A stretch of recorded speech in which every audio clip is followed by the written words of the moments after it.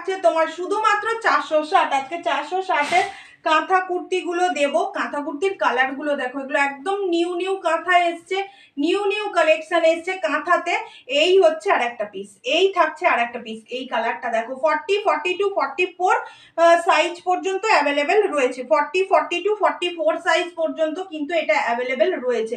এই থাকছে কালারটা, কালারটা দেখো কি দুর্দান্ত দেখতে। 40, 42, 44 তিনটে মানে সাইজে এসছে, সেম কালারে পাচ্ছ। কেমন, তিনটে সাইজ রয়েছে, সেম কালারে পাচ্ছ, দুর্দান্ত দেখতে।